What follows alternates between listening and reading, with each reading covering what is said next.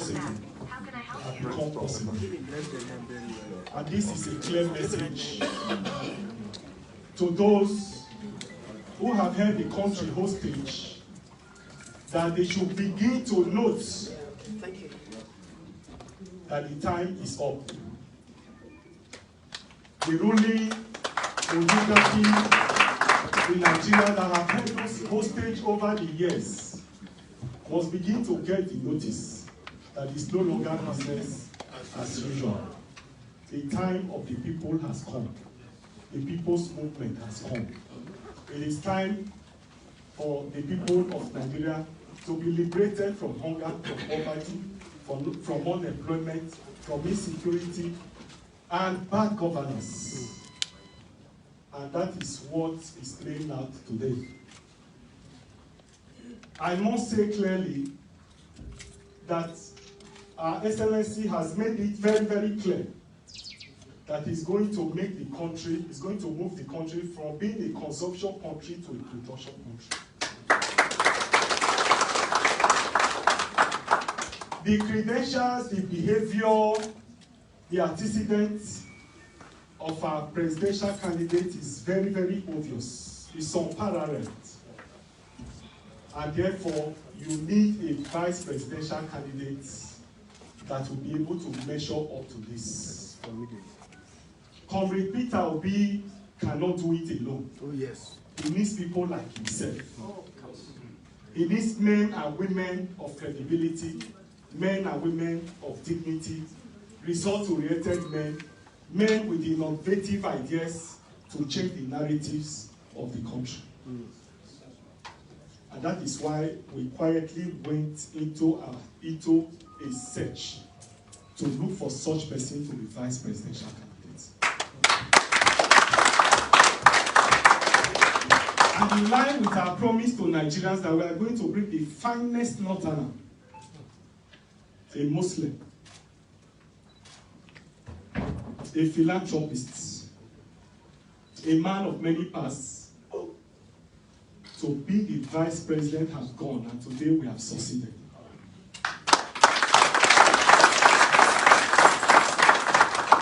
There is no case saying the fact that the man we are presenting will complement our presidential candidates. Today is not a day for long speech, but to present to Nigerians that we have the best material to pilot the affairs of this country to where it ought to be. I have maintained before, and I will reiterate, that the problem of the country is leadership inflicted. Nigerians are suffering from insecurity, hunger, unemployment, name it, because of failed and bad leadership, clueless leadership. And that is the narrative that we want to change. And the people that we have on board, no doubt, will take Nigeria to that promised land. The people themselves have seen it, and that's why they have keyed into the project. The mood of the country is clear. The people have pointed where they want to be in 2023, and I'm very, very happy about the mood of the people. Bob Marley says, you can fool the people sometimes. You can't fool the people all the time. So the time of the people has come. It is not in my place to unveil the vice presidential candidate. It is the constitutional responsibility of the president to announce his running mate. I therefore have the honor and privilege this morning to invite the incoming president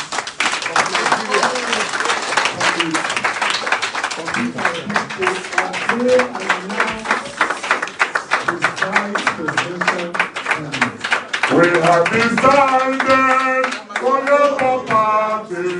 We have decided for Labour Party.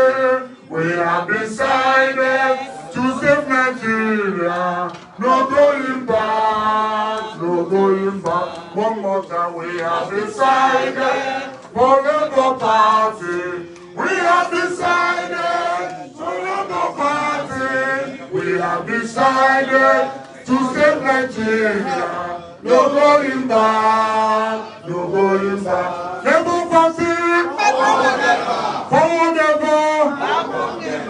Please be seated.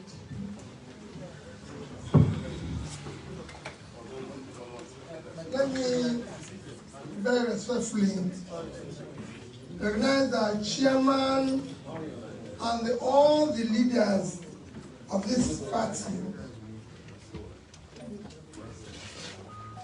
recognizing the leaders of NLC and also TUC, the owners of our party as well, recognize all the dignitaries that are here, especially our two sisters, two ministers,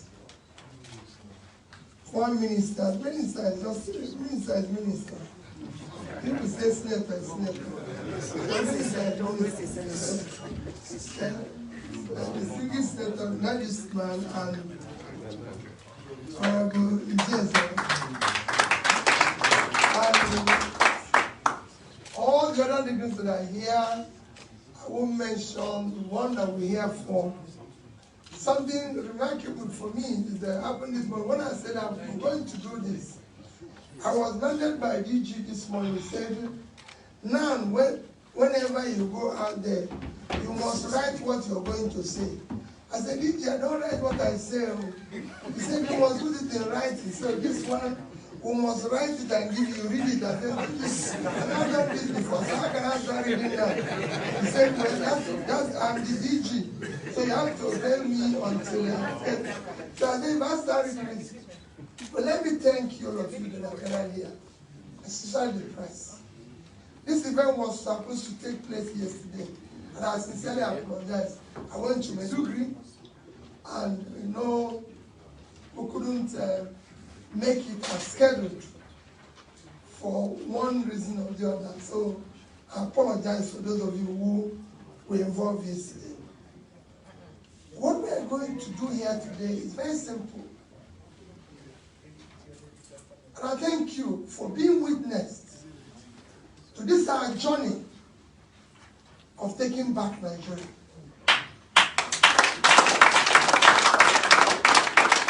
What we are doing here today, after months, weeks and months, we've gone around, consulted, searched around to look for, like the chairman has said, somebody who will fit the bill of what we're trying to do.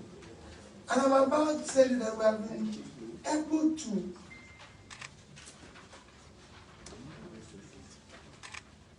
meet and secure somebody who is eminently qualified.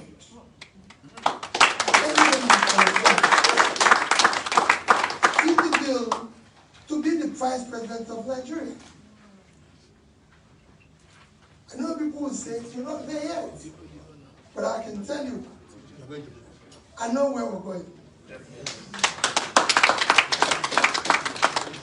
This is our march to secure, unite, and make Nigeria productive. And you can't do it without having people who have similar vision, similar idea, and are prepared. I have very distinctive honor to present to you somebody I can call a friend, a younger brother, because I'm senior. This is what I'm saying. A younger brother, and God willing, the next Vice President of Nigeria.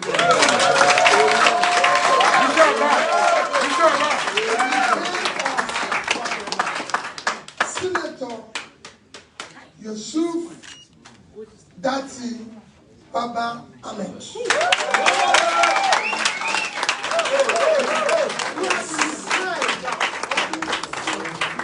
Who has been described as one of the brightest, youngest personalities in Nigeria that has distinguished himself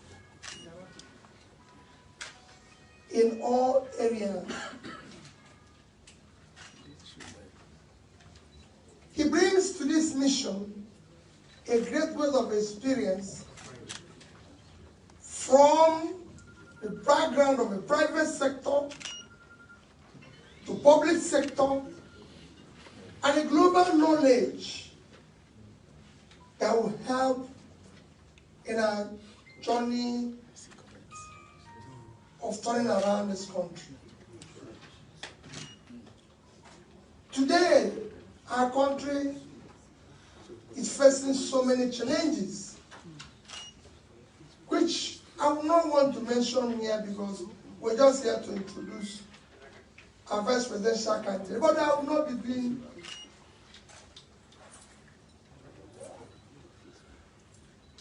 a great service to our country if I do not mention some of those.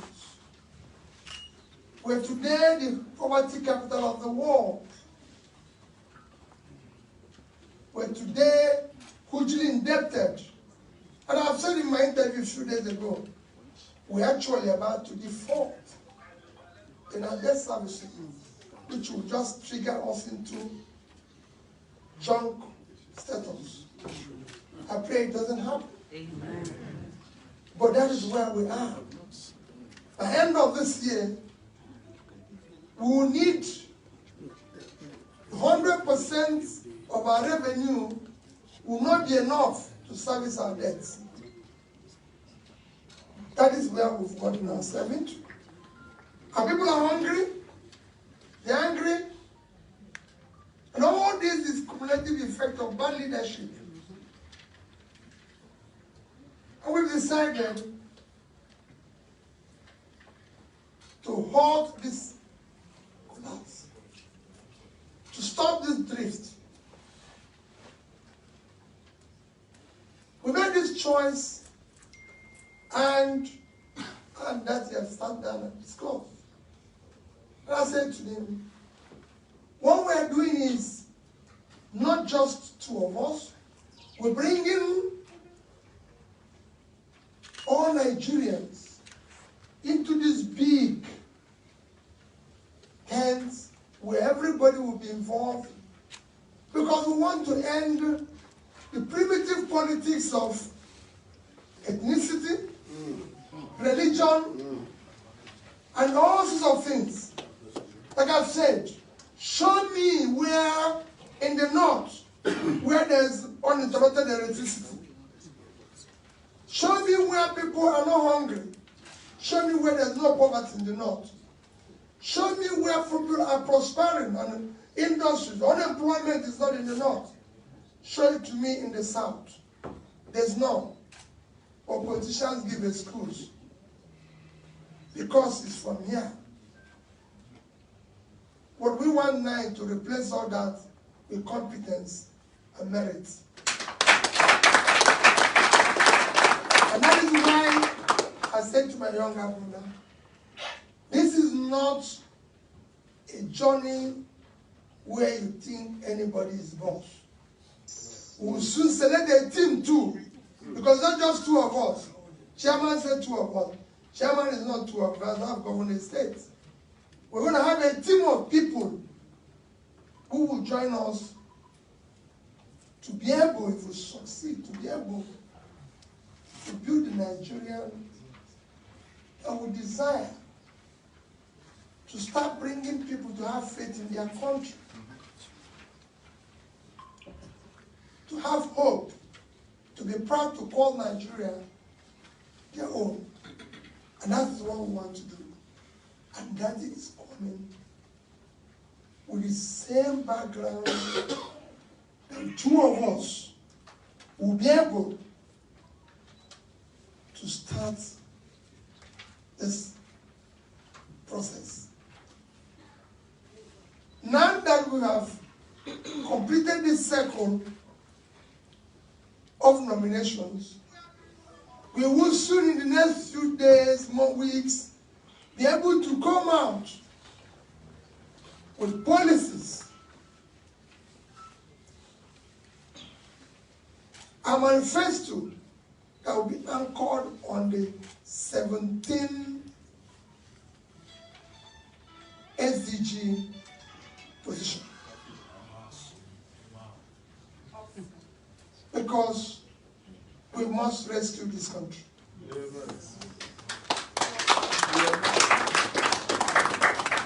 We must ensure that this country is secure, this country is united, and this country is productive. It's been done in every country of the world, a major country of the world. So, it is not rocket science. It just requires a background.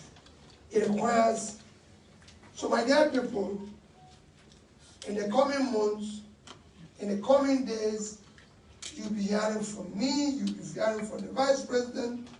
There's something that Lord Daddy has said. They said to me, in this country, is a place people say to me, no, maybe you're talking too much. I said, no. Everybody in the world who is running campaign is talking too much because people want to hear you. You know, people even say, I tell you why you have to write a manifesto. Britain have a written constitution. So listen to me and take note. Let those who are competing come and say who they are and take note. There's no need giving you a glossy paper which we don't know what is written on it. Hear from our mouth, so we can tell you what we want to do. So in the coming months, we will be telling you what we're going to do. And we want you to take note and hold us responsible. I go everywhere and said, we must save air. We're young, we're energetic, we're prepared to unleash the ingenuity, the softness, and the energy of the young ones in this country. Because that's what we have. We have committed to turning all those vast land in the north into the oil of the future. I was flying from Maiduguri yesterday into Abuja, and I turned round to somebody who was on my left, the Papa Nuncio in Nigeria, and I said, let me show you the problem of this country. He said, how? He said, just watch. From Maiduguri to Abuja, we saw vast empty land. All cultivated. I said, there's no way in the world you can fly like this. It will be farmland. That is our oil. And we must turn it into oil. Oil is a diminishing asset. We must unlock the new assets, which is the land.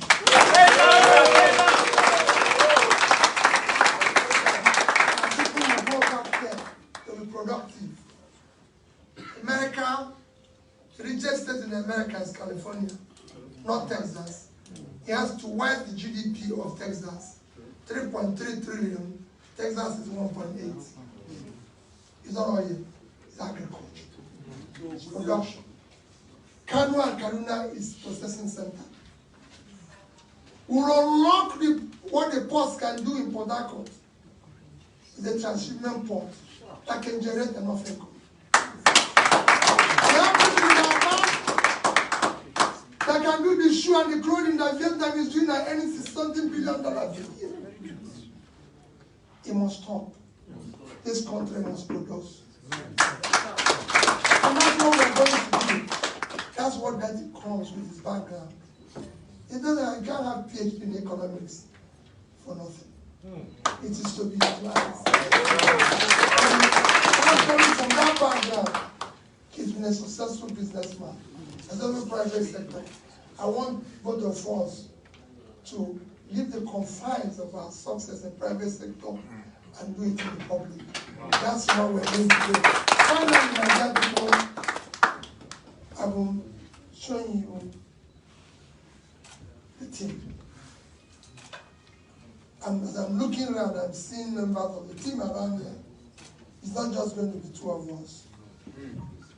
It's not our election. It's not your election. It is Nigeria. The structures are you. Those who tell you we will take back our country. And let the I will convert them into the structures now. The structures will be our structure. Yes. They will follow us. Yes. So my dear people, let me once again introduce and present Senator Dr. Jackson Baba Ahmed.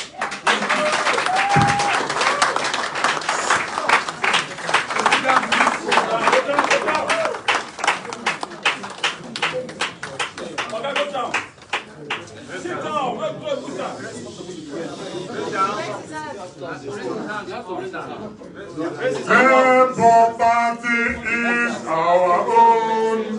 Labour Party is our party. Nigeria go better. When Labour Party come here one more time. Labour Party is our own. Labour Party is our party. Nigeria go better. When Labour Party come the rule. Please, may we take our seat? Please, let's take our seat. At this point in time, I want to invite. I now have the honor and privilege to raise the hand of the president, the incoming president, and the vice president of the Federal Republic of Nigeria.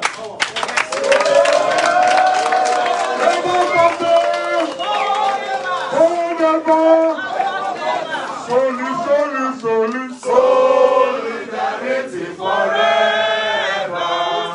Solidarity forever. Solidarity forever. For the love of nations. Solidarity forever. Solidarity forever. Solidarity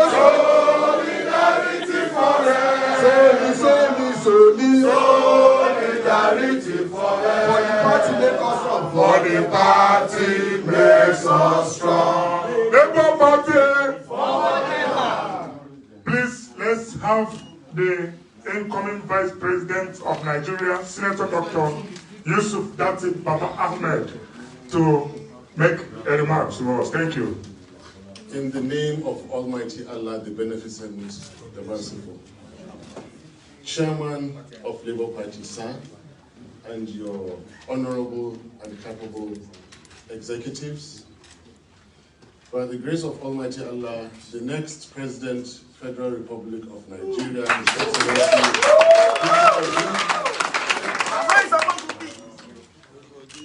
friends, associates, the media force, distinguished ladies and gentlemen, I wish to begin by uploading my endless praises to Almighty Allah, who gives power to who He wills, when He wills, and how He wills.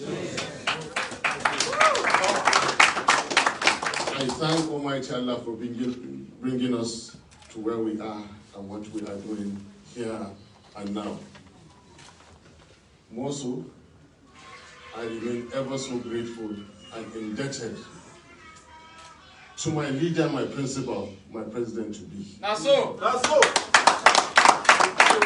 And his team, who worked diligently, researched, and found me wanting. I remain forever humbled and appreciative of this consideration. My task is simple, and it is to accept this nomination and this candidacy. Just before I do that, I should normally give justification as follows. The undeniable, unchallengeable, fundamental reason for being on this ticket is to rescue Nigeria. And it goes logically and without saying that you can only rescue that which is in trouble. Nigeria is in a great deal of trouble. I cannot afford not to be part of the movement to rescue Nigeria.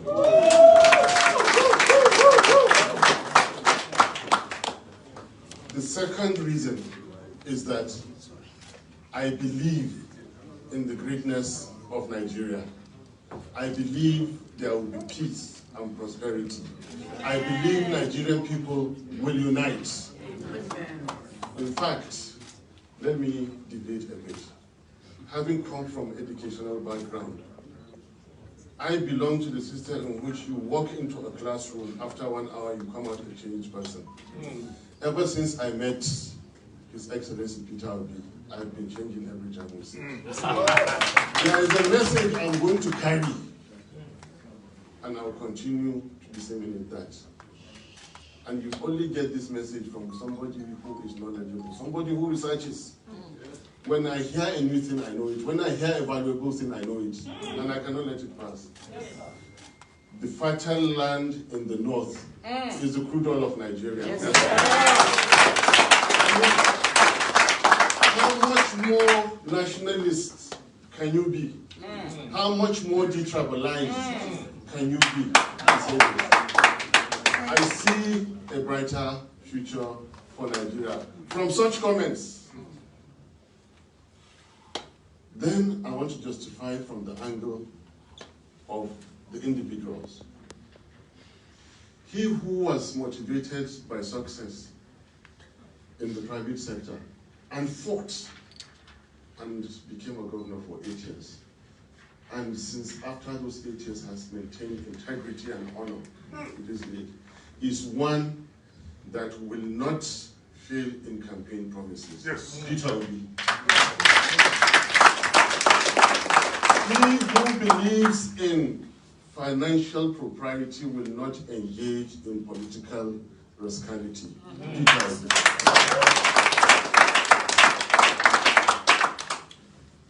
He who believes in credibility and integrity in the matter of who to associate with will not mismanage personal, human, and community relations. Peter Obi. Your Excellency, this is a high point in my life. This is a high point in my career. And I think this is pivotal and a turning point. Having said this, with all trust to Almighty Allah, with my belief that I am doing this for the sake of Nigeria, with all humility, I accept your generous nomination as presidential candidate in Labour Party for 2023 elections. Thank you. Thank you.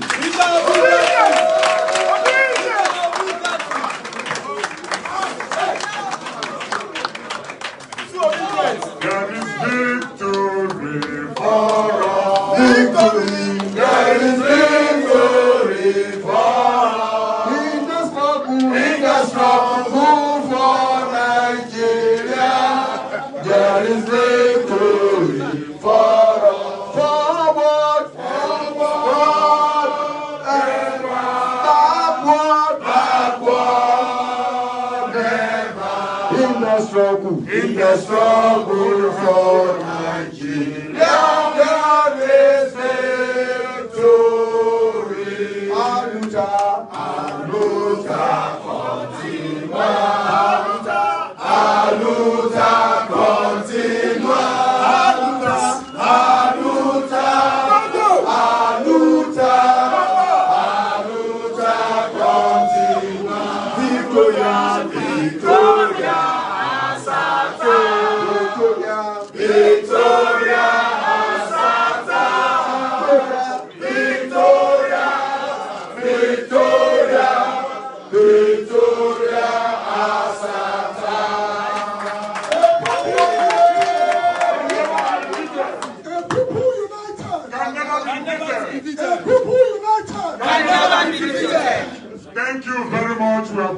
the end of this Labour Party don't unveil their vice presidential candidates, and we don't hear waiting they talk. the national treasurer, The presidential candidate Peter Obi don't talk say this movement a movement to rescue Nigeria. We thank you for coming.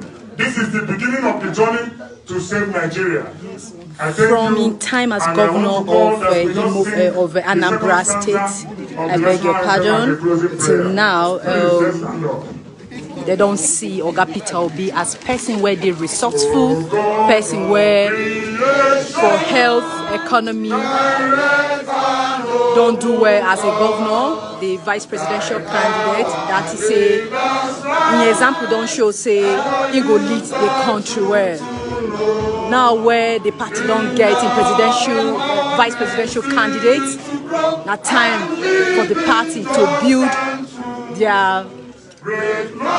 on the mandate, to build better manifesto where they go showcase to Nigerians and also to prove to Nigerians say they don't ready to hit the ground running for their campaign.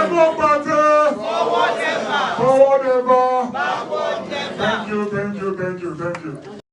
The event has come to an end and the meeting ended up successfully. Party leaders at the event are going to be telling journalists what they feel about the outcome of the results of the meeting. Please do not touch that dial. Like this video, comment on this video, and share. Please do not forget to subscribe to this channel. Don't get partner.